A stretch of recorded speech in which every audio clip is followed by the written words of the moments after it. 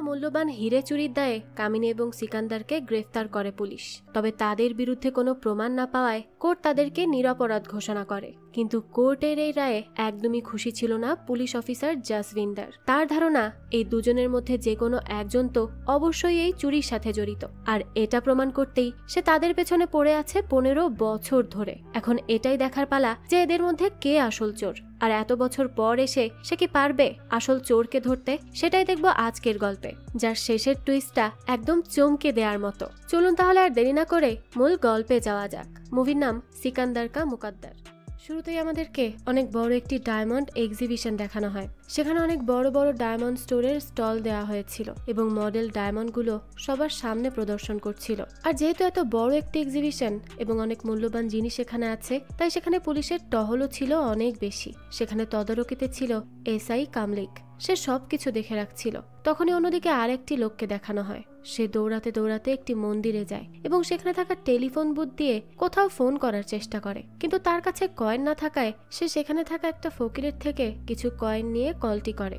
সেখানে সে এক্সিবিশনের অথরিটির একজনকে কল করে আর এসআই কামলিকের সাথে কথা বলতে চায় এবং বলে যে তাদের ওখানে ডাকাতি হওয়ার সম্ভাবনা আছে। তো এটা শুনে তো তারা সাথে সাথে কামলিককে ডাকে এবং তাকে সেই লোকের সাথে কথা বলিয়ে দেয়। লোকটি তখন একটি কাগজ পড়ে তাকে মুখস্থের মতো বলতে থাকে। সে বলে আর কিছুক্ষণের মধ্যেই ওখানে ডাকাতি হবে। ডাকাতরা অলরেডি সেখানে ঢুকে গেছে আর তারা ক্লিনার সেজে কোনোভাবে কার্ড ম্যানেজ করে সেখানে গেছে। তাদের কাছে কয়েকটি গান এবং AK-47 আছে। কামলিক তো এসব শুনে তার কাছে জানতে চায় যে সে কে এবং সে কোথা থেকে ফোন করছে আর সেইগুলো জানলই বা কিভাবে। তখনই লোকটি কিচ্ছু না বলে ফোনটি কেটে দেয়। এরপরই কামলিক তাড়াতাড়ি করে সিসিটিভি ফুটেজ চেক করে, যেখানে তারা সেই ডাকাতগুলোকে দেখতে পায়। তারা কিছুক্ষণের মধ্যেই অ্যাটাক করবে। এটা দেখে তো সে রেড অ্যালার্ম বাজিয়ে দেয় এবং সব পুলিশেরা মিলে সেখানে থাকা সবাইকে মেইন হল থেকে নিয়ে যেয়ে অন্য একটা জায়গায় একত্র করে রাখে। কেউই বুঝতে পারে না যে এখানে কি হচ্ছে।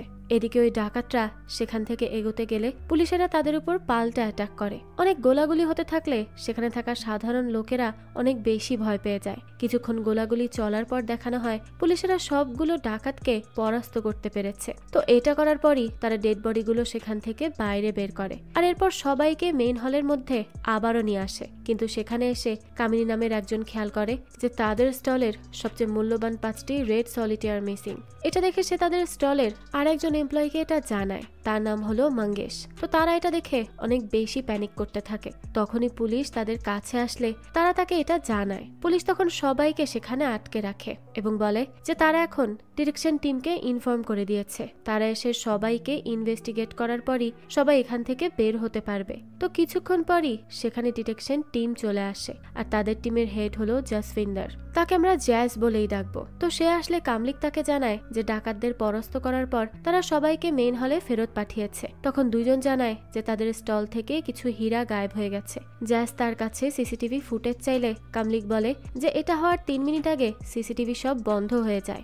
জ্যাজ তখন বলে যে কেউ তো একজন সুযোগের সৎ ব্যবহার করেছে। তো এরপরই সে কামলিককে সেই দুইজন কারা তা দেখিয়ে দিতে বলে। কামলিকও দেখিয়ে দেয় এবং বলে যে তারা দুজন বলেছে যে তারা সেই স্টল থেকে সবার শেষে বের হয়েছে, তাই এমন হতে পারে যে ডায়মন্ডগুলো তারাই চুরি করেছে। সে আরো বলে যে এই ডায়মন্ড স্টোরের মালিক হোম মিনিস্টারের অনেক কাছের মানুষ।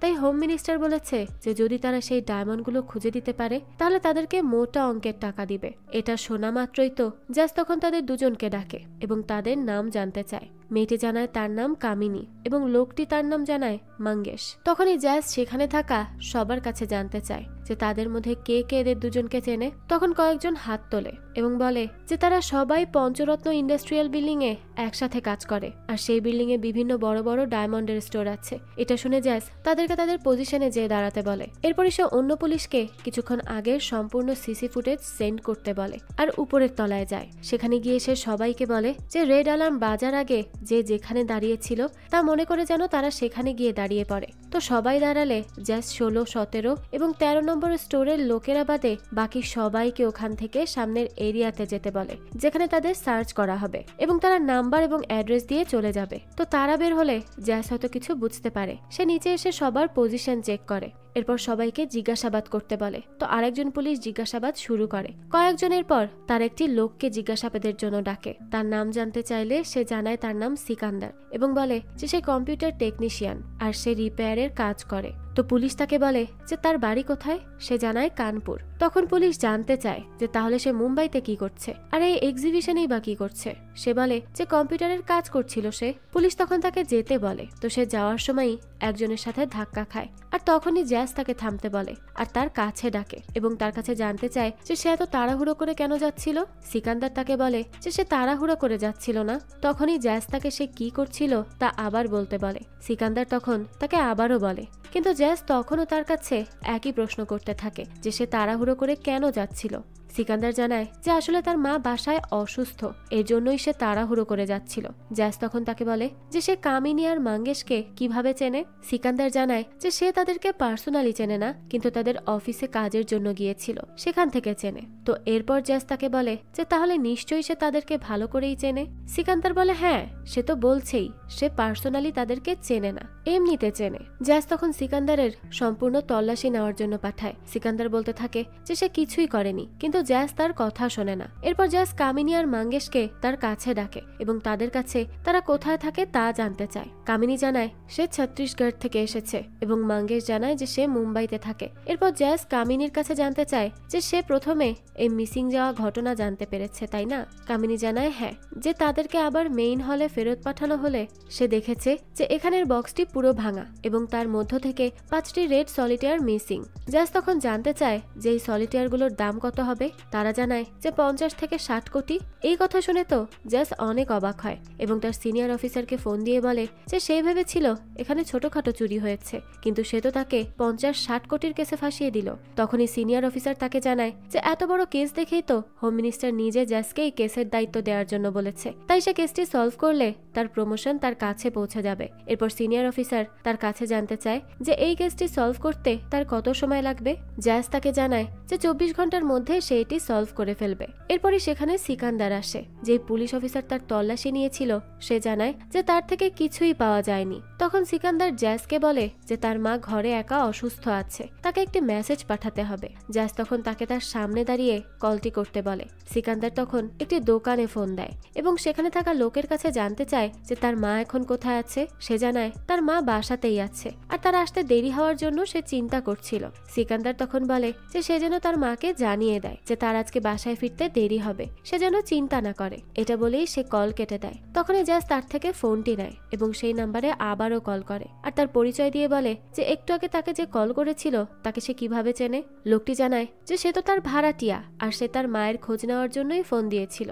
অর্থাৎ সিকান্দার মিথ্যা কিছুই বলেনি, কিন্তু এটা জানার পরও জ্যাজ তাকে টানতে টানতে কামিনী এবং মাঙ্গেশের সাথে যেয়ে দাঁড় করায় এবং বলে যে সে খুব ভালো করেই জানে যে এই চুরিটি তাদের 3 জনের মধ্যে কেউই করেছে। এটা শুনে মাঙ্গেশ বলে যে সে এই স্টোরে 32 বছর ধরে কাজ করছে, আর কামিনী বলে যে সে 3 মাস ধরে কাজ করছে আর তার বাসায় তার একটি বাচ্চাও আছে, সে এটা মোটেই করতে পারে না।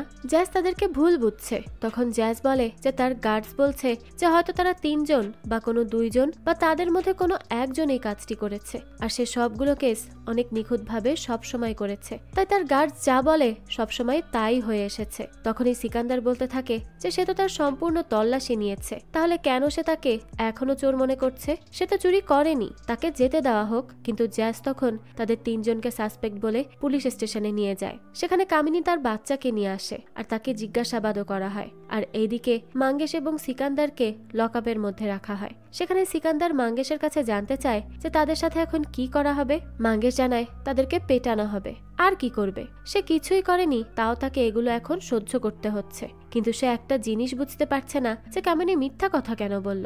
সিকান্দার তখন জানতে চায় যে সে কি মিথ্যা বলেছে। মাঙ্গেশ জানায় যে কামিনী এর আগে একবার 4 বছরের জন্য তাদের স্টোরে কাজ করেছে, আর এরপর দ্বিতীয়বার জয়েন করার পর সে 3 মাস কাজ করছে। তাহলে সে আগের 4 বছরের কথা কেন জানালো না? যাক, হতে পারে সে হয়তো ভয় পেয়ে গিয়েছিল। সিকান্দার তখন উঠে গিয়ে কামিনীকে দেখতে থাকে এবং কিছু একটা ভাবতে থাকে। তো এর কিছুক্ষণ পরেই সেখানে একটি পুলিশ অফিসার আসে আর সিকান্দারকে জানায় যে তাকে ডাকা হয়েছে। সিকান্দার তখনও তাদেরকে বলতে থাকে যে সে চুরি করেনি, কিন্তু কেউ তার কোনো কথাই শোনে না এবং তাকে পেটানোর জন্য একটি রুমে নিয়ে যাওয়া হয়। সেখানে গিয়ে পুলিশ অফিসার তাকে বলে যে সে যদি লাঠির বাড়ি না খেতে চায় তাহলে যেন সব সত্যিটা বলে দেয়। সিকান্দার তখন তাকে বলে যে সে আসলেই কিচ্ছু করেনি। তখনই সেখানে জ্যাস আসে এবং সিকান্দারকে বলে যে সে যেন আজকের মধ্যে যা বলার তা বলে দেয়, না হলে কালকে সে তাকে রিমান্ডে পাঠানোর ব্যবস্থা করেছে। এটা বলে সে চলে যেতে নিলে সিকান্দার তাকে বলে যে সে এরকম কোনো কারণ ছাড়া মানুষকে ধরে এনে কি তার 100% নিখুঁত কেস সলভের রেকর্ড করেছে। এটা শুনে জ্যাস রেগে যায় আর তাকে দুটো চড় মারে। তখনই সিকান্দার তাকে বলে যে সে চুরি করেনি, আর এটা যখন প্রমাণ হয়ে যাবে এবং জ্যাস যখন ভুল প্রমাণিত হবে তখন যেন সে তার চোখের দিকে তাকিয়ে তাকে সরি বলে। জ্যাস তখন আর কোনো কিছু না বলে ওখান থেকে চলে যায়। এরপর আমাদেরকে 15 বছর পরের দৃশ্য দেখানো হয়। জ্যাস পুলিশ স্টেশনের ওয়াশরুমে বসে সিগারেট টানছিল। তখনই তাকে এসে একজন বলে যে তাকে সিনিয়র অফিসার ডেকে পাঠিয়েছে। জ্যাস এরপর তার কাছে যায়। তখনই অফিসার তাকে একটি এনভেলপ দেয় আর তার মধ্যেই জ্যাসের টার্মিনেশন লেটার ছিল। অফিসার তখন তাকে বলে যে তাকে তো এমনিতেই সাসপেন্ড করে রাখা হয়েছিল আর এখন তাকে একেবারে টার্মিনেট করে দেওয়া হয়েছে। সে এখন ইচ্ছা মতো মদ খেতে পারবে, তাকে আর কেউ আটকাবে না। কিন্তু সে এরপর জীবন চালানোর জন্য কি করবে? জ্যাস তখন বলে যে সে স্টার ইনভেস্টিগেটর ছিল, অবশ্যই সে কোনো কিছু করে খেতে পারবে। অফিসার তখন বলে যে এটি 15 বছর আগে ছিল, এই 15 বছরে জ্যাস আর কিছুই করতে পারেনি। জ্যাস তখন আর কোনো কথা না বাড়িয়ে সেখান থেকে বেরিয়ে আসে আর একটি অটোতে উঠে ফ্যামিলি কোর্টে যায়। সেখানে যাওয়ার পর দেখানো হয় আজকে তার এবং তার ওয়াইফের ডিভোর্সের ফাইনাল প্রসিডিওর হবে। সেখানে আমাদের জ্যাসের ওয়াইফ কৌশলীকে দেখানো হয়। কৌশলী এবং জ্যাস কোনো কারণে ডিভোর্স নিয়েছিল। বিচারক তাদের দুজনের মত শুনে তাদের ডিভোর্স কনফার্ম করে। এরপর তারা দুজন বাইরে বসেছিল। তখন জ্যাস কৌশলীকে বলে যে তাদের আগের কাটানো সময়ের কথা মনে করে সে এটা বুঝতে পারছে না যে তারা এখন এই পজিশনে এসে কিভাবে পৌঁছালো। তার খুব কান্না পাচ্ছে এবং সে এখনো তাকে ভালোবাসে। এই কথা সে বলতেই যাবে তখনই কৌশলী তাকে আটকায় এবং বলে যে সে যেন টাইম টু টাইম সেটেলমেন্টের টাকা পাঠিয়ে দেয়। সে আরো বলে যে জ্যাসের বাড়ি তো এখন তার হয়ে গেছে, আর সে যদি ইনস্টলমেন্টের টাকা টাইম মতো না পাঠায় তাহলে তার অন্য জায়গার প্রপার্টিও তার নামেই হয়ে যাবে। এটা বলে সে জ্যাসকে তার খেয়াল রাখতে বলে ওখান থেকে চলে যায়। জ্যাস তখন একা বসে কষ্ট পেতে থাকে এবং কিছু একটা ভাবতে থাকে। এরপর দেখানো হয় সে একটি বারে যায় এবং অনেক ড্রিঙ্ক করতে থাকে। তখনই ওয়েটার সেখানের ওনারকে জ্যাসের এত ড্রিঙ্ক করার ব্যাপারে জানায়। তখনই ওনার তার কাছে যায়। সে তাকে আগে থেকেই চিনত, তাই সে বলে যে এত ড্রিঙ্ক করলে তো সে পরদিন ডিউটিতে যেতে পারবে না। তখন জ্যাস তাকে বসতে বলে এবং তার কাছে জানতে চায় যে সে যেন একদম মন থেকে বলে যে তার কাছে তাকে কেমন মানুষ বলে মনে হয়। লোকটি তখন সত্যি কথা বলে যে সে জীবনে তার থেকে খারাপ লোক এর আগে দেখেনি। জ্যাস তো এটা শুনে অনেক বেশি অবাক হয় আর বলে যে তার এটা মনে হওয়ার কারণ কি। লোকটি জানায় যে তার জন্য তার দুজন এমপ্লয়ি কাজ ছেড়ে চলে গেছে, তার অনেক লসও হয়েছে। জ্যাস তখন তাকে বলে যে থাক আর বলতে হবে না। তো এরপরই জ্যাসের কাছে দুবাই থেকে একজনের কল আসে। সে তাকে জানায় যে তার পার্টি আজ ইন্ডিয়া ফেরত যাচ্ছে এবং তাদের ডিল আজকে শেষ হয়েছে। জ্যাস তখন তাকে পার্টির নাম্বার সেন্ড করতে বলে। তখন ছেলেটি তাকে বলে যে সে শুনেছে তার নাকি চাকরি চলে গেছে, কিন্তু তার তো পেমেন্ট 3 মাস ধরে আটকে রয়েছে, সেটি সে কখন দেবে। জ্যাস বলে যে কখনোই না, সে যেন মনে করে যে এই টাকা সে ভালো কাজের জন্য কোথাও দিয়ে দিয়েছে। এটা বলে সে কলটি কেটে দেয়। এরপরে সে সিকান্দারকে কল করে। সিকান্দারও তখন দুবাইতে ছিল। তো জ্যাস তাকে বলে যে সে ঠিক ছিল আর জ্যাস ভুল ছিল, আসলেই সিকান্দার চুরি করেনি আর এটার জন্য ক্ষমা চাওয়ার জন্য সে তাকে এখন কল করেছে। সিকান্দার তখন তাকে বলে যে তাদের মধ্যে তো এই কথা ছিল না। জ্যাস তখন তাকে অমানবিকভাবে মারছিল। সেই সময় সে জ্যাসকে বলেছিল যে সে যখন তার ভুল বুঝতে পারবে সেদিন যেন সে তার চোখের দিকে তাকিয়ে তার কাছে ক্ষমা চায়। তো জ্যাস তাকে বলে যে সে তাকে তার অ্যাড্রেস পাঠিয়ে দিচ্ছে, সেখানে এসে যেন সে তার সাথে দেখা করে। এটা বলে সে কল কেটে দেয়। সিকান্দার তখন এক জায়গায় বসে কান্না করতে থাকে, কারণ গত 15 বছর ধরে সে এটা শোনার অপেক্ষা করছিল যে সে চুরি করেনি। তো এরপরই আমাদেরকে আবারও 15 বছর আগে নিয়ে যাওয়া হয়।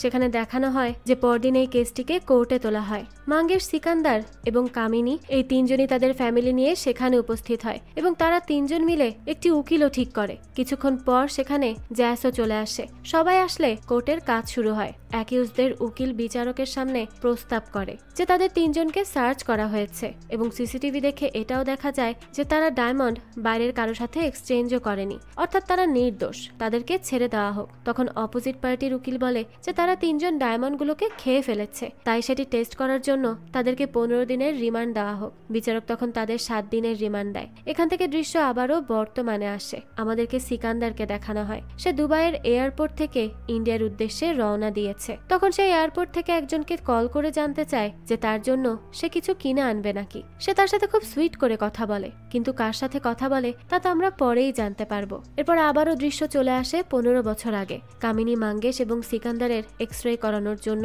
তাদেরকে হসপিটালে নিয়ে যাওয়া হয়। সেখানে দেখানো হয় সিকান্দারের একটি নার্সের সাথে ধাক্কা লাগলে সে তাকে সরি বলে, কিন্তু তখন দেখা যায় যে নার্সটি তার নাম জানে, কিন্তু সে তখন তার সাথে কথা বলতে পারে না। তো এরপর সবার এক্স-রে করা শেষ হলে ডক্টর জ্যাসকে জানায় যে তাদের কারো বডির মধ্যেই কোনো ডায়মন্ড ডিটেক্ট করা যায়নি। এটা শুনে জ্যাস অনেক বেশি অবাক হয়। তখনই তার কাছে পুলিশ স্টেশন থেকে কল আসে, তাই সে তাড়াতাড়ি পুলিশ স্টেশনে চলে আসে। তখনই দেখানো হয় যেই লোকটি সেদিন তাদেরকে কল করেছিল তাকে পাওয়া গেছে। জ্যাস তার কাছে জানতে চায় যে সে এতদিন কেন এখানে আসেনি। লোকটি বলে যে সে তার মাসির ছেলের বিয়ের জন্য কিছুদিনের জন্য বাইরে গিয়েছিল। তো এরপর জ্যাস তাকে সব সত্যিটা বলতে বলে। লোকটি জানায় যে প্রতিদিনের মতো সেই দিনও সে তার মেয়েকে তার ঠিক করে রাখা অটোতে বসিয়ে স্কুলে পাঠিয়ে দেয়। কিন্তু তখন তার কাছে কল আসে এবং কল করা লোকটি তাকে বলে যে প্রত্যেকদিন সে মেয়েকে অটোতে পাঠায়, কিন্তু চেক কেন করে না যে অটোওয়ালা ঠিক কিনা। অর্থাৎ তারা ইঙ্গিত করে যে তারা তার মেয়েকে কিডন্যাপ করেছে, আর বলে যে তার মেয়েকে তার কাছে ফিরিয়ে দেওয়া হবে, কিন্তু তাকে একটি কাজ করতে হবে। তার ট্রাউজারের বাম পকেটে একটি চিরকুট আছে, তাকে এখনই পাশের একটি মন্দিরে যেতে হবে এবং সেখানের ল্যান্ডলাইন থেকে সেই চিরকুটে লেখা নাম্বারে কল করে সেখানে যে ডায়লগ লেখা আছে সেটা শুধু বলতে হবে। লোকটি তখন তার মেয়েকে বাঁচানোর জন্য কাজটি করেও দেয়, কিন্তু এরপর সে জানতে পারে যে তার মেয়েকে আসলে কেউ কিডন্যাপই করেনি, অর্থাৎ তাকে মিথ্যা বলেই কাজটি করানো হয়েছে। তো জ্যাস তার সব কথা শুনে তার সামনে কামিনী, মাঙ্গেশ এবং সিকান্দারকে আনে এবং তাকে বলে যে এই 3 জনের কাউকে সে চেনে কিনা। লোকটি তখন 3 জনকে খুব ভালোভাবে দেখে এবং বলে যে সে এদের মধ্যে কাউকেই চেনে না। জ্যাস তখন এরপর কি করবে কিছুই বুঝতে পারে না, আর তাই সে তাদের 3 জনের মুখ থেকেই কিছু বের করার চেষ্টা করে। মহিলা পুলিশ দিয়ে সে কামিনীর জিজ্ঞাসাবাদ করায় এবং তাকে অনেক টর্চার করা হয়। কামিনী তখন তাদের বলতে থাকে যে সে চুরি করেনি। এরপর দেখানো হয় যে সিকান্দারকে অনেক মারধর করে, কিন্তু সিকান্দারও একটা কথাই বলতে থাকে যে সে এই চুরি করেনি। তো এরপরই কোর্টের হিয়ারিং এর দিন দেখানো হয়। অপোজিট উকিল আরো 1 সপ্তাহের রিমান্ডের আপিল করে। তখনই অ্যাকিউজদের উকিল বলে যে তাদের কাছে কোনো প্রমাণ নেই, তারা শুধু এই কেসটিকে টানার চেষ্টা করছে, তাই সে আজকেই বিচারকের কাছে তার ক্লায়েন্টদের বেইল যাচ্ছে। বিচারক তখন জ্যাসের কাছে জানতে চায় যে তার কাছে কি অন্য কোনো ক্লু আছে। জ্যাস তখন খুবই ভিত্তিহীন একটি কথা বলে যে তার মনে হচ্ছে যে তাদের 3 জনের মধ্যেই কেউ এই কাজটি করেছে, তাই তাকে ইনভেস্টিগেশনের জন্য আরো কিছুদিনের সময় দেওয়া হোক। কিন্তু বিচারক তখন তাকে বলে যে তার কথাগুলো এখন খুবই ভিত্তিহীন শোনালো, তাই সে বলে যে তাদের 3 জনকে আজকে বেইল দেয়া হচ্ছে। এটা শুনে তারা 3 জন তো খুব খুশি হয়, কিন্তু জ্যাস মোটেই খুশি ছিল না। এরপর দেখানো হয় সিকান্দার তার বাসায় গেলে তার মা তার ব্যথায় মলম লাগিয়ে দেয়। সিকান্দার তখন দেখে তার মায়ের গায়ে কোনো গহনা নেই, অর্থাৎ তার মা উকিলের টাকা দেওয়ার জন্য সব গয়না বিক্রি করে দিয়েছিল। তার মা তখন তাকে বলে যে সে এখন চলে এসেছে তো গয়না আবারও হয়ে যাবে, কিন্তু সিকান্দারের অনেক খারাপ লাগতে থাকে। সে বলে যে জ্যাসের কোনো ঠিক নেই, আবার কখন যেন তাকে আটক করে, কারণ সে তার রেকর্ড বজায় রাখার জন্য যে কোনো কিছু করতে পারে। তো তারা কথা বলছিল, তখনই সেখানে সেই নার্স মেয়েটি আসে। তার নাম হলো প্রিয়া। এখানে আমরা জানতে পারি প্রিয়াকে তারা আগে থেকে জানে, কারণ প্রিয়া হলো তাদের প্রতিবেশী। তো প্রিয়া এখানে সিকান্দারের জন্য মলম নিয়ে আসে এবং তাকে সেটি লাগিয়েও দেয়। সিকান্দার তাকে হসপিটালে তার সাথে কথা না বলার জন্য ধন্যবাদ জানায়, কারণ যদি সে তখন কথা বলতো তাহলে জ্যাস তাকেও সন্দেহ করে আটক করত। তখন সিকান্দারের মা প্রিয়ার কাছে জানতে চায় যে সে শুনেছে প্রিয়ার নাকি বিয়ে ঠিক হয়েছে। প্রিয়া তখন সিকান্দারকে শুনিয়ে শুনিয়ে বলতে থাকে যে হ্যাঁ, তার বিয়ে ঠিক হয়েছে এবং ছেলে তাদের সাথে হসপিটালেই কাজ করে। সে তখন আরো বলে যে সিকান্দার তো তাকে পাত্তা দিল না, এই জন্য সে ঠিক করেছে যে যাকে পাচ্ছে সে তাকেই বিয়ে করে সেটেল হয়ে যাবে। সিকান্দার তখন তার কথা ইগনোর করে আর তাকে বিয়ের জন্য অগ্রিম কংগ্রাচুলেশনস জানায়। প্রিয়া তখন অনেক কষ্ট পায় এবং সেখান থেকে চলে যায়। এটা দেখে বোঝা যায় যে প্রিয়া সিকান্দারকে কত পছন্দ করত, কিন্তু সিকান্দার হয়তো করতো না। এরপর দেখানো হয় সিকান্দার তার পুরনো কাজে ব্যাক করতে চায়, কিন্তু তার বিরুদ্ধে চুরির কেস চলতে থাকায় তাকে আগের কাজ থেকে বের করে দেওয়া হয়। এরপর সে কিছু মানুষের থেকে লোন নিতে চায়, কিন্তু তার তারাও তাকে মানা করে দেয়। এইদিকে বাসা ভাড়া, খাবার খরচ সবকিছু তো তাকেই চালাতে হতো, কিন্তু সে এখন কি করবে তা তো কিছুই বুঝতে পারে না। এরপর আবারও পরের হিয়ারিং এর ডেট আসে, কিন্তু তখন তাদের উকিল তাদের জানায় যে আজকের ডেট 3 মাস পরে নেওয়া হয়েছে।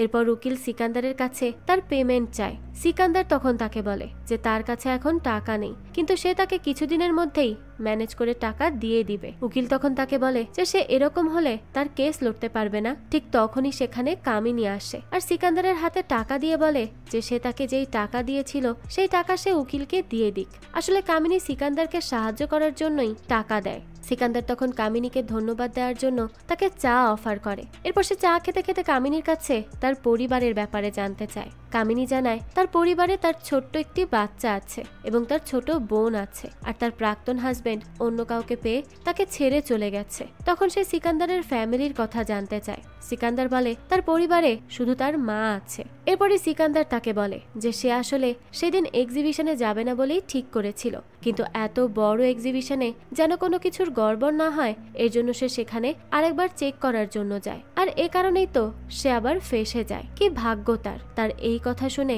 কামিনী তাকে যে কোনো কিছুতে ভাগ্যকে দোষ দিতে মানা করে এবং বলে যে ভাগ্যকে এভাবে দোষারোপ করতে থাকলে ভাগ্যে থাকা ভালো জিনিসগুলো চলে যায়। তো সিকান্দারের তখন তার কথা খুব ভালো লাগে এবং সে মুগ্ধ হয়ে কামিনীর দিকে তাকিয়ে থাকে। এরপর থেকে তাদের একটু একটু করে মেলামেশা শুরু হয়, আর এভাবে তারা কখন সম্পর্কে জড়িয়ে যায় তা তারা নিজেও বলতে পারে না। তারা একসাথে সব জায়গায় যেতে থাকে এবং একে অপরকে অনেক বেশি ভালোবাসতে শুরু করে। সিকান্দার তখন পড়ালেখা জেনেও কনস্ট্রাকশনের কাজ নেয়, কারণ কিছু তো তাকে করতে হবে, তাকে তার এবং তার মায়ের জন্য ইনকাম করতে হবে। তো এরকম ভাবেই অনেকগুলো দিন কেটে যায়। এরপর একদিন সিকান্দার কামিনীর সাথে ছিল, তখনই তার কাছে প্রিয়ার কল আসে। তাই সে তাড়াতাড়ি করে বাসায় আসে আর দেখতে পায় তার মা মারা গেছে। এটা দেখে সে অনেক বেশি কষ্ট পায়। এরপর সে ওই বাসাটি ছেড়ে দেয় আর কামিনীর সাথেই থাকতে শুরু করে। এরপর কিছুদিনের মধ্যেই তারা বিয়েও করে নেয়। এখান থেকে দৃশ্য পরিবর্তন হয় আর গল্প আবারও বর্তমানে ফিরে আসে।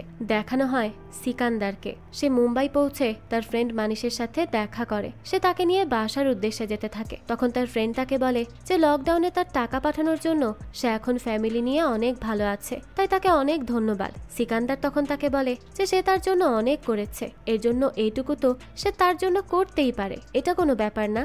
তো তারা এসব নিয়ে কথা বলছিল, তখনই মাঝপথে সিকান্দার বলে যে তাকে এখানেই নামিয়ে দিতে এবং তার ফ্রেন্ডকে বলে সে যেন বাসায় যেয়ে কামিনীকে জানায় যে সে ঘন্টাখানিকের মধ্যেই বাসায় চলে আসবে। তার ফ্রেন্ড তখন সে কোথায় যাচ্ছে তা জানতে চায়, কিন্তু সিকান্দার তাকে বলে যে চিন্তার কোনো বিষয় নেই, তার একটি কাজ আছে যেটি করেই সে চলে আসবে। এটা বলে সে গাড়ি থেকে বেরিয়ে জ্যাসের সাথে দেখা করতে একটি রেস্টুরেন্টে যায়। জ্যাস তখন তার জন্যই অপেক্ষা করছিল। তো সিকান্দার সেখানে গেলে জ্যাস তাকে বসতে বলে। সে বসলে সে তাকে ড্রিঙ্ক বানিয়ে দেয়। এরপর জ্যাস বলতে থাকে যে সিকান্দার ঠিক ছিল আর সে ভুল ছিল, আর এই ভুলের জন্যই সিকান্দারের সাথে সাথে তার জীবনও নষ্ট হয়ে যায়। সিকান্দার তখন তাকে বলে যে সে তার সাথে গল্প না করে যে জন্য এখানে তাকে ডেকেছে সেই কাজটা যেন সম্পূর্ণ করে। জ্যাস তখন বলে সরি, তো সে তাকে বলবে, কিন্তু সিকান্দারের তো আগে এটা জানাতে হবে যে জ্যাসের জন্য মূলত তার কি কি ক্ষতি হয়েছে। সিকান্দার বলে জ্যাসের জন্য তার চাকরি চলে গেছে, তার ব্যবসা বন্ধ হয়েছে আর তাকে তার শহর ছাড়তে হয়েছে। সে সব জানে। জ্যাস বলে যে সে কিছুই জানে না। জ্যাস তখন সিকান্দারকে বলতে বলে যে মুম্বাই ছাড়ার পর তার সাথে কি কি হয়েছে। তখন আমাদেরকে আবারও পূর্বের দৃশ্য দেখানো হয়। সিকান্দার, কামিনী এবং মাঙ্গেশ আবারও কোর্টে যায়, কিন্তু তাদের হিয়ারিং এর ডেট আবারও পিছিয়ে দেওয়া হয়, যেটা নিয়ে সিকান্দার অনেক বেশি ফ্রাস্ট্রেটেড হয়ে পড়ে। তখন সেখানে তার ফ্রেন্ড আসে এবং তাকে আর কামিনীকে নিয়ে যেয়ে বলে যে আগ্রাতে তার একটি মামা আছে এবং তার গ্লাসের ফ্যাক্টরি আছে, সেখানে তার একজন বিশ্বস্ত লোক লাগবে, আর এটার জন্য সে সিকান্দারের কথা বলেছে। তারা তাকে 15,000 টাকা বেতনও দেবে এবং থাকার জন্য ঘরও দিবে, তাই সে তার পরিবারকে নিয়ে সেখানে গিয়ে ভালোভাবে থাকা শুরু করুক। সিকান্দার তখন কামিনীকে বলে যে তার কাছে এই অফার ভালো লাগছে, কিন্তু আগ্রাতে যাওয়ার মতো তার কাছে এখন টাকা নেই। তখন কামিনী বলে যে তার কিছু জমানো টাকা আছে যেটা দিয়েই তারা যেতে পারবে, আর তারা এটাই করে। এরপর সবাই মিলে তারা আগ্রাতে যায় এবং সেখানে যেয়ে তাদের নতুন ঘরে পা দেয়। কামিনীর কাছে তাদের নতুন ঘর অনেক ভালো লাগে এবং সিকান্দার জ্যাসকে জানায় যে আরো একবার কামিনীর হেল্পের জন্য তারা নতুনভাবে আগ্রাতে জীবন শুরু করতে পেরেছে। আর এরপর সে তার ফ্রেন্ডের মামার ফ্যাক্টরিতেও জয়েন করে। মামা তাকে সম্মান দেয় এবং অনেক ভালোভাবে কাজগুলো শিখিয়ে দেয়। এরকম ভাবেই 2টা বছর কেটে যায়। সিকান্দার এখন কামিনী এবং বাচ্চাদের নিয়ে অনেক বেশি খুশি ছিল, কারণ এই 2 বছরে তার জীবনে কোর্ট বা জ্যাজ দুইটার কোনোটাই ছিল না। কিন্তু যখন সে একটু জ্যাজকে ভুলে থেকেছে, তখনই তার কাছে একদিন কল আসে। মাঙ্গেশ তাকে কল করে। সে তাকে বলে যে কোর্টের হিয়ারিং এর ডেট দিয়েছে, তাকে এখানে আসতে হবে। তো সারাদিন সিকান্দার এটা নিয়েই ভাবে। এরপর রাতের বেলা সে কামিনীকে জানায় যে তাকে মুম্বাই যেতে হবে। কামিনী তখন তার কাছে জানতে চায় যে তাকেও কি তার সাথে যেতে হবে। সিকান্দার বলে মাঙ্গেশ বলেছে সে না গেলেও চলবে। কামিনী তখন তাকে বলে যে এই কোর্ট কাচারি আর কতদিন চলবে, তার আর এগুলো ভালো লাগছে না। সিকান্দার তখন তাকে বলে যে কামিনী তার জীবনে আসার পরে তার জীবন যেমন পাল্টে গিয়েছে, তেমন এই কোর্ট কাচারিও খুব তাড়াতাড়ি শেষ হয়ে যাবে। এই আশ্বাস নিয়ে পরদিনই সিকান্দার মুম্বাই যায় এবং কোর্টের হিয়ারিং এ জয়েন করে। সেদিন জ্যাজ সেখানে উপস্থিত ছিল না। তার উকিল এখন পর্যন্ত কোনো প্রমাণই জোগাড় করতে পারেনি। তাই সে বিচারকের কাছে আবারও কিছুদিনের সময় চাইলে বিচারক তাকে বলে যে তাকে আর সময় দেওয়া হবে না। সে তখন তার বিচার জানিয়ে দেয়। সে বলে কোনো সাক্ষী প্রমাণ না থাকায় কেসটিকে একদম ভিত্তিহীন বলে সম্বোধন করা হচ্ছে, আর এই কেসে অভিযুক্ত আসামিদের কেসটি থেকে মুক্ত করা হচ্ছে। এটা শুনে তো সিকান্দার, মাঙ্গেশ এরা অনেক বেশি খুশি হয়। ফাইনালি তারা এই কেস থেকে মুক্তি পেল।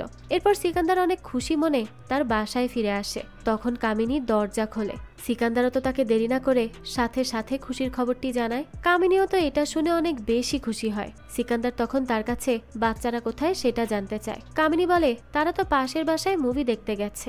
এরপরে সিকান্দার কামিনীকে তার জন্য চা বানিয়ে দিতে বলে। কামিনী রান্নাঘরের দিকে যেতেই যাবে, তখনই সে মাথা ঘুরে পড়ে যায়। সিকান্দার সাথে সাথে তাকে হাসপাতালে নিয়ে আসে, আর সেখানে গিয়ে বিভিন্ন টেস্ট করে ডাক্তার তাকে জানায় যে কামিনীর লাংসে পানি জমেছে, তাকে এখনই অ্যাডমিট করতে হবে। কিন্তু তাকে অ্যাডমিট করার মতো টাকা সিকান্দারের কাছে এখন ছিল না। তাই সে ডাক্তারকে বলে যে সে যেন কামিনীকে এখন অ্যাডমিট করে নেয়, সে কালকেই টাকা পরিশোধ করে দিবে। ডাক্তার তার কথা রাখে এবং কামিনীকে অ্যাডমিটও করে নেয়। তখন কামিনী সিকান্দারের কাছে আসে এবং তাকে বলে যে সে যেন একবার বাসায় যেয়ে বাচ্চারা কি করছে সেটা দেখে। সিকান্দার তখন বাড়ির কাছে আসে, কিন্তু দেখে বাচ্চা দুজন বাইরেই বসে আছে। সে তখন এটা দেখে অবাক হয় এবং তাদের কাছে জানতে চায় যে তাদেরকে বাসা থেকে কে বের করে দিয়েছে। তারা জানায় মামা তাদেরকে বের করে দিয়েছে এবং বলেছে যে সিকান্দার আর কামিনী নাকি চোর। সিকান্দারের তো এটা শুনে অনেক বেশি রাগ হয় এবং সে তখন মামার বাসায় যেয়ে দরজা ধাক্কাতে থাকে। সেই সময় মামা এসে বলে যে তার মতো চোর তার বাড়িতে থাকতে পারবে না। সিকান্দার তখন তাকে বলতে থাকে যে তারা চোর না, আর এটা প্রমাণ হয়েও গেছে। কিন্তু মামা তখন তার কোনো কথাই শোনে না। তাই তখনই সিকান্দার তার কাছে তার বেতনের টাকা চায় এবং সেটি নিয়ে সে বাচ্চাদের সাথে করে বেরিয়ে পড়ে। বাচ্চাদেরকে সে একটি ধর্মশালাতে নিয়ে যায় এবং আজকের রাতটি তাদেরকে সেখানেই রাখে। তখন কামিনীর বোন সিকান্দারের কাছে কামিনী কোথায় সেটা জানতে চায়। সিকান্দার তখন তাদেরকে চিন্তা না করানোর জন্য বলে যে কামিনী একজন রিলেটিভের বাসায় গিয়েছে, তারা এখানে থাকুক, সে যে তাকে নিয়ে আসছে। এটা বলে সে বেরিয়ে পড়লে রাতের অন্ধকারে কিছু গুন্ডা তাকে ধরে ফেলে আর তার ফোন ভেঙে দিয়ে তার থেকে সব টাকা নিয়ে পালিয়ে যায়। সিকান্দার তখন মরিয়া হয়ে কাঁদতে থাকে। সে এখন কি করবে, কিভাবে হাসপাতালের টাকা দিবে কিছুই বুঝে উঠতে পারে না। এজন্য সে কোনো পথ না পেয়ে ব্রিজের উপর উঠে আত্মহনন করার কথা ভাবতে থাকে। সে পানিতে ঝাঁপি দিবে, কিন্তু তখনই তার কি যেন মনে হয়, তাই সে সেটা না করে নিচে নেমে আসে। আর তখন সে জ্যাজকে বলতে থাকে যে সেই দিন যখন সে ব্রিজের উপর একা দাঁড়িয়েছিল এবং তার বাঁচা মরার সিদ্ধান্ত নিচ্ছিল, তখন হঠাৎ করেই তার মধ্যে অনেক শক্তির সঞ্চার হয়, তার মধ্যে সাহস আসে। সে ভাবে যে তাকে তো শুধু জ্যাসের সাথেই লড়তে হবে, এটা তার জন্য এতটাও কঠিন হবে না। সে আরো বলে যে জ্যাসই মামাকে ফোন দিয়ে তার কেসের কথা জানিয়েছিল, তাই না? তখন আমাদেরকে জানানো হয় যে জ্যাস সিকান্দারকে খোঁজার জন্য লোক লাগিয়েছিল এবং তারা তাকে জানায় যে সে এখন আগ্রাতে একটি গ্লাস কোম্পানিতে কাজ করে। আর এটা জানার পর সে মামাকে কল দিয়ে তাকে বের করে দেওয়ার ব্যবস্থা করে। তো জ্যাস এটা নিয়ে আর কোনো কথা না বলে সিকান্দারের কাছে জানতে চায় যে এই নতুন পাওয়া সাহস দিয়ে সে কি করলো। সিকান্দার জানায় এরপর সে বিধাতার থেকে টাকা ধার নেয় এবং তার বন্ধু মানিশকে কল করে। মানিশ তখন তাকে বলে যে সে তার মামার কাছ থেকে সবটা জানতে পেরেছে, সে কি আবুধাবি যাবে।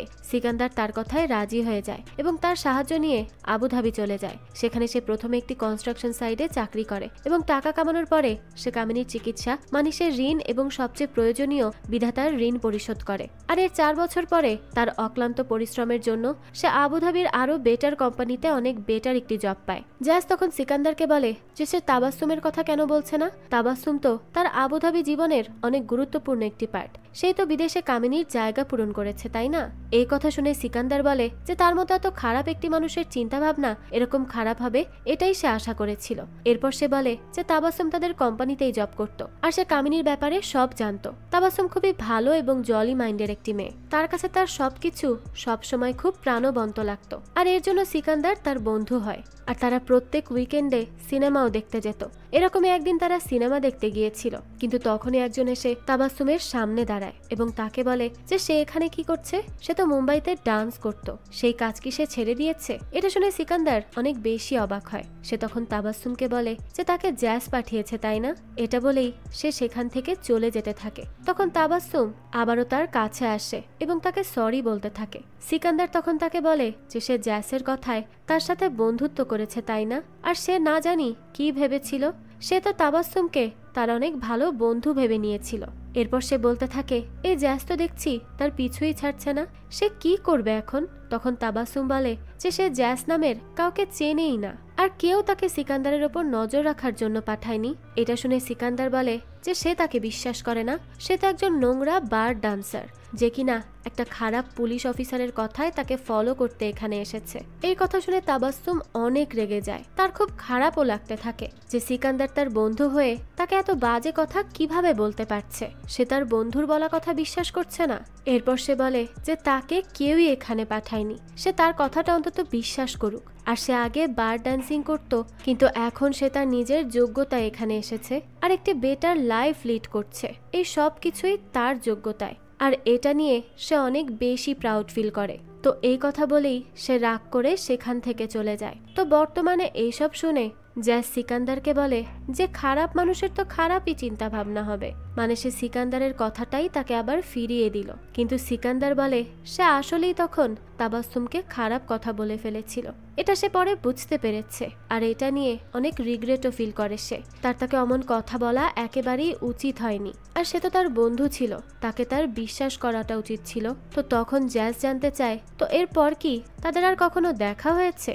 সিকান্দার বলে মুম্বাইতে আসার দিন তার সাথে তাবাসসুমের আবারও দেখা হয়, তাই সে তখন তাবাসসুমের কাছে যায় এবং তাকে তার আগের কাজের জন্য সরি বলে এবং বলে যে সে তাকে সেই দিনই সরি বলতো, কিন্তু অফিসে গিয়ে সে জানতে পেরেছিল যে তাবাসসুম চাকরিই ছেড়ে দিয়েছে, তাই সে তাকে সরি বলার সুযোগটাও পায়নি। এসব শুনে তখন তাবাসসুম তার কাছে জানতে চায় যে এই জ্যাসটাকে, যাকে নিয়ে সে তাকে সন্দেহ করছিল, তাকেও তো জানতে হবে যে সে কোন জ্যাসের কথা বলছিল। তো এরপরই সিকান্দার তাকে জানায় যে জ্যাস হলো তার পাস্ট, তাই এটা নিয়ে সে আর কোনো কথা বলতে চায় না। এরপরই সে তাবাসসুমকে বলে যে সে মুম্বাই যাচ্ছে। এই কথা শুনে তাবাসসুম বলে যে সে তাকে অনেক মিস করবে। সিকান্দার তখন তাকে একটি কুইক হাগ করে এবং তার হাতে একটি গিফট দিয়ে সেখান থেকে চলে যায়। এটা শুনে জ্যাস বলে যে সিকান্দার যেখানেই যায় ভালোবাসার মানুষ পেয়ে যায়, তাই না? আর এইদিকে সে কৌশলীকেই সামলাতে পারছে না। সিকান্দার তখন তাকে বলে যে সে সামলাতে পারেনি কারণ তার মধ্যে যে তার অবসেশন হয়ে গিয়েছিল। জ্যাস বলে যে সে ঠিক বলেছে, আসলেই সে অনেক খারাপ একটি লোক, আর আসলেই সিকান্দারের সাথে অনেক খারাপ করেছে সে, তাই সে তার কাছে মন থেকে ক্ষমা চাচ্ছে। এটা শুনে সিকান্দার মনে শান্তি পায় এবং সেখান থেকে উঠে চলে যেতে থাকে। কিন্তু জ্যাস তখন তাকে আবারও ডাকে এবং বলে যে তার সাথে তার আরো কিছু কথা বলা বাকি আছে। সিকান্দার তখন তা শোনার জন্য আবারও সেখানে বসে, আর তখন জ্যাস বলে যে সিকান্দার এখনো বুঝতে পারেনি যে জ্যাস তার কত ক্ষতি করেছে। সে প্রথম থেকেই তাদের 3 জন সাসপেক্টের উপর নজর রাখার জন্য লোক ঠিক করে রেখেছিল, আর সে বিভিন্নভাবে সিকান্দারের জীবনে কষ্ট আনতে থাকে এবং টাকার সংকট আনতে থাকে, যাতে করে সে তার কাছে থাকা হীরা বিক্রি করে। কিন্তু সেটা তো তার কাছে ছিলই না, তাহলে সে বিক্রি কিভাবে করবে? সে আসলেই চুরি করেনি, কিন্তু তার গার্ডস সেদিন সবটুকু ভুল বলেনি। আসলে কামিনী সেই দিন তার নখের মধ্যে করে একটি হীরা চুরি করেছিল, কিন্তু সেটি রেড সলিটেয়ার ছিল না। আর এটা তারা জানতে পারে সেদিন, যেদিন সিকান্দার আগ্রা যাবে বলে ঠিক করে এবং তার কাছে টাকা না থাকলে কামিনী তাকে বলে যে তার কাছে কিছু টাকা আছে। কিন্তু দেখা যায় কামিনী সেদিন একটি বাজারের মধ্যে যায় এবং সেখানে গিয়ে একটি জুয়েলারি শপে সেই হীরাটি সেল করতে দেয়। তখনই জ্যাস পুলিশ টিম নিয়ে সেখানে যায় এবং কামিনীকে হাতে নাতে ধরে, কিন্তু সে সেদিন কামিনীকে একটি অফার দেয়। সে তাকে বলে যে যদি সে গ্রেফতার না হতে চায় তাহলে যেন সে তার বলা মতো কাজ করে। আর যেহেতু জ্যাজ সিকান্দারের উপরেই সন্দেহ করছিল, তাই সে কামিনীকে সবসময় তার উপর নজর রাখার জন্য বলে। কামিনীও তার কথায় রাজি হয়ে যায়, কিন্তু কামিনী তো সিকান্দারকে অনেক ভালোবাসে। সে তো নিজে চাকরি করে সিকান্দারের পাশে দাঁড়াতে চেয়েছিল, কিন্তু জ্যাজ তাকে এটা করতে দেয় না। আর এরপরই কামিনীর অসুস্থ হওয়া। সেদিন রাতেই মামার তাদেরকে বের করে দেয়া, সিকান্দারের থেকে টাকা চুরি হয়ে যাওয়া, এই সব কিছুই জ্যাজ করিয়েছে। শুধু তাই না, এরপর যখন সিকান্দার জীবনে বেঁচে থাকার ভরসা হারিয়ে ফেলে আর আত্মহনন করার কথা ভাবে, তখনও ট্রেনের হর্ন বাজিয়ে সে সিকান্দারের জ্ঞান ফিরিয়ে আনে। আর তাই সে আত্মহনন করেনি। এই সব কথা শুনে সিকান্দার অনেক বেশি অবাক হয়। তার তো এর কোনো কথাই বিশ্বাস হয় না, কিন্তু এটাই সত্যি। তখন তার জ্যাসের উপর অনেক বেশি রাগ হয় এবং সে উঠে দাঁড়িয়ে জ্যাসকে একটি চড় মারে আর ওখান থেকে বেরিয়ে আসে। এরপরই সে চলে আসে তার বাসায়। তখন কামিনী তার জন্য দরজা খোলে এবং তাকে বলে যে সে তার আসার জন্য অনেকক্ষণ ধরে অপেক্ষা করেছিল। এতদিন পর তাকে দেখে তার খুবই ভালো লাগছে। সিকান্দারের মনে তো তখন অনেক বেশি প্রশ্ন ঘুরপাক খাচ্ছিল। তো এরপরই সে জানতে পারে বাসায় বাচ্চারা নেই। তো এই কথা জানার পরই সে কামিনীকে বলে যে ঠিক আছে, তাহলে কিছু কথা বলা যাক। সে জানায় যে আজ সে জ্যাসের সাথে দেখা করেছিল। জ্যাস ফাইনালি তাকে সরি বলেছে এবং এটাও বলেছে যে সে এখন মানে যে সিকান্দার চুরি করেনি। কিন্তু এর সাথে সাথে সে কামিনীর কথাও তাকে বলে দিয়েছে। কামিনী তো এটা শুনে চমকে ওঠে। সিকান্দার তখন তার কাছে জানতে চায় যে সে এটা কেন করলো। কামিনী তখন কাঁদতে কাঁদতে তাকে বলে যে সে এটা কখনো করতে চায়নি, কিন্তু তার বাচ্চা এবং ছোট বোনের জন্য তাকে এই পদক্ষেপ নিতে হয়েছিল।